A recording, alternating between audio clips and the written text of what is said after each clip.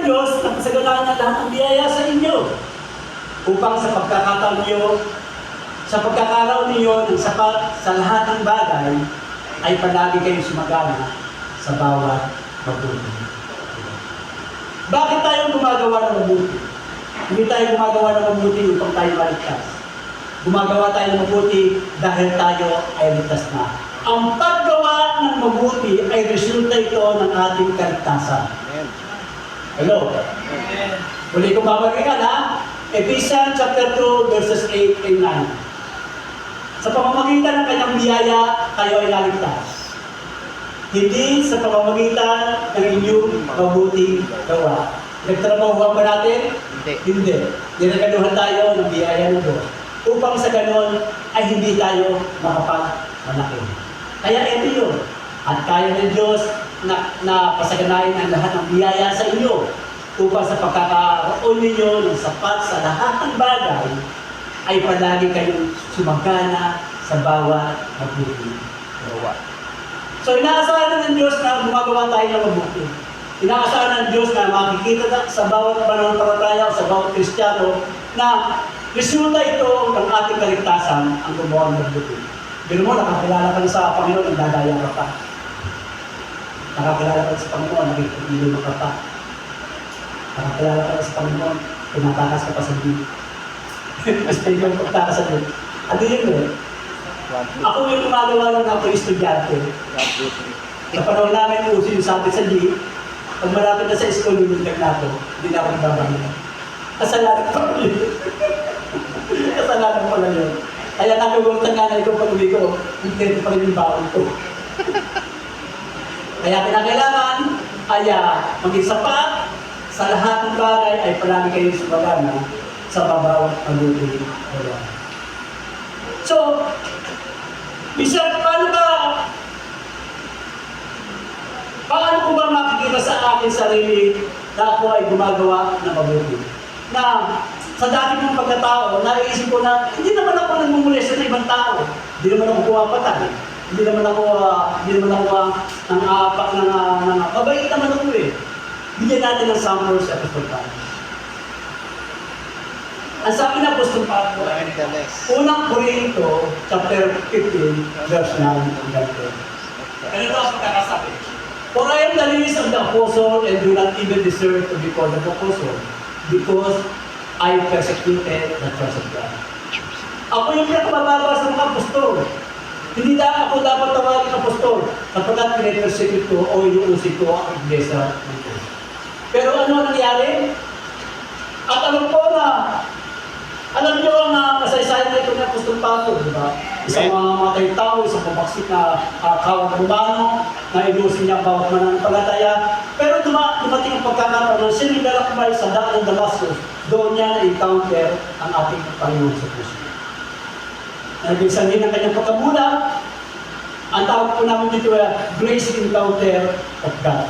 Na naging sanhin ang pagkamulat upang makita niya sa kanyang sarili na hindi nararapat yung kanyang ginagawa. Hindi nararapat yung nagpe-persecute ng iglesia o kapwa mananampalataya. Kundi ipinagintay lang upang makita niya ang kanyang sarili na hindi siya karapat-dapat na tawagin ang apostol sapagkat inuusig niya ang iglesia ng Diyos. Ito yung nangyari sa verse 10. But by the grace of God, I am what I am. And His grace to me was not without effect. No, I worked harder than all of them. Yet not I, but the grace of God that was in me. Kahit ako ang gumagawa sa kanila ng mas marami, pero hindi ko ito ginagawa sa aking sarili, kundi yung biyaya na aking natanggap na siyang pumilino sa akin upang gawin ko ang mga bagay na gusto ipagawa sa akin ng Diyos. Kasi, I am what I am. Kung ako masusunod, uusipin ko lahat ng Kristiyano. Kung ako masusunod, ipakukulong ko lahat ng mga sumusunod kay Kristo. Pero dahil sa biyaya ng Diyos na aking natanggap, ayaw kong ito'y mawala ng kamuluhan. At nagagawa ko lamang ang mga bagay nito dahil sa biyaya ng Diyos na siya nasasama. Kaya natin maging mabuti dahil tinanggap natin si Kristo sa ating buhay. kaya natin magpakumbaba dahil nilabas natin si Kristo sa ating buhay. Pero kung hindi natin tinanggap si Kristo sa ating buhay, ito yung nagiging dahilan ng ibang Kristiyano. Huwag mo kung susubukin, ha? Baka hubali po pagiging Kristiyano sa inyo. Naranasan niyo ba yun? Huwag mo kung susubukin. Kung minsan tumarating yung kapag inapakan ka, nakangiti ka. Nakadalawang apak, nakangiti ka. Nakatatlong apak, nakatatatlo ka na, ha? Sino ba? Pero sabi ng Apostol Pablo, ayan, manatili ako sa aking katayuan kung hindi ko na-encounter si Kristo sa buhay ko. At nangyayari lamang gumawa ako ng mabuti, nangyayari lamang na nagagawa ko lahat ito, sabagat ayaw kong mawala ng kabuluhan ng biyaya ng ko na siya na sa akin. Nabago! Yung dating persecutor, nabago! Yung dating mga matay tao, how much more tayo? Di ba tayo kayang baguhin ng Diyos? Kaya tayo gawin ng Diyos sa pamamagitan ng kanyang biyaya na siya nasa sa atin. Palamakan natin po. Amen.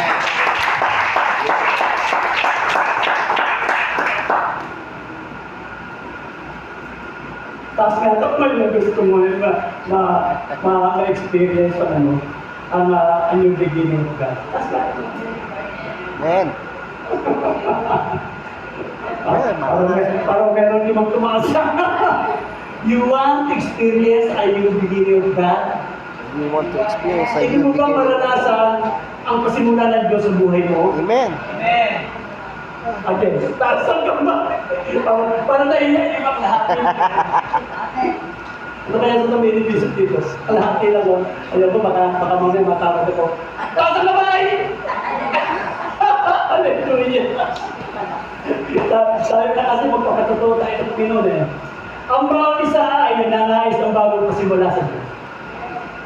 Sa baksak na kalagayan bilang makasalanan, na nagiging dahilan kung bakit hindi ka nakakabante, pero sa araw na ito, maranasan mo ang success, ang promotion, at ang bagong buhay kay Kristo.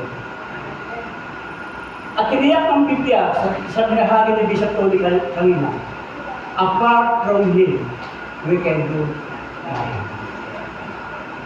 At dahil siya ang gagawa ng mga bagay upang maranasan ng bawat isa ang tagumpay. Hindi lamang bilang isang manggagawa ng kanyang iglesia, bagkus naging tagumpay tayo sa ating pamumuhay. Ibig ng Diyos na magkaroon ng katuparan ang pagkakatawag sa inyo, sapagkat alam natin ang tinatawag sa Great Commission sa Matthew 20, 19 hanggang 20. Again, ano ang sinasabi ng Matthew 28? Go ye therefore and make disciples of all nations. Hanggang ngayon, ay hindi mo pa nagagawa. Hindi ka pa lumalabas sa ipopulsong mo. Hindi ka pa lumalabas sa bahay mo. Kahit mo sa workplace mo, dapat maging disciple ka. Maging disciple ka kung sa iyong mga kasamahan. Katulad ng ating mensahe sa umagang ito. Huwag kang mawala ng pag-asa. Muli namin ibig sa taon na nakaraan. God's Word is source of hope. Dahil sa salita ng Diyos, ang nangagalingan ng ating pag-asa. Lagi natin tatandaan. Failure is a part of life. If you don't fail, you will not learn. If you don't learn, you never change. Kapag hindi ka natuto, hindi ka magbabago. Kapag hindi ka na-hack, hindi ka matitino. Ulit-ulit na eh. Yun lang dapat yung magiging. Diba? Again, failure is a part of life. If you don't fail, you will not learn.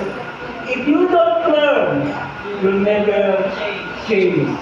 Kapag hindi ka panibago, patuloy ka na mangyayari na ikaw ay mahahak. Amen. Amen po?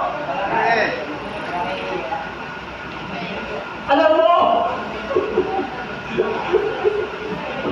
pagdating sa mga bakas sa high school, mga nagkakasalahan ka rin. Alam mo, na ang pagkakamali mo ay naging aral sa iyo. Na hindi mo na ulitin at higit sa lahat na tinanggap mo si Kristo sa iyong buhay. Sino ba ang naging matagumpay na tao? Sino ba ang naging matagumpay na tao? Hindi ba yung nabigo, pero tumayo at hindi sumuko dahil alam nila may pag-asa. Sino ba ang mga taong tunay na nagmahal? Hindi ba ang mga taong mga nasaktan? Iniwan, nawasak ang puso, pero nagpatuloy sa pamamahal at umibig pa rin dahil batid nila ay may pag-asa. Sino ba ang masaya ngayon? Amen. Hindi ba ang mga taong nakaranas ng maraming pagsubok at hirap sa buhay, pero napagtagumpayan nila ito dahil alam nila may pag-asa? Sino ba ang mga taong banal o matuwid?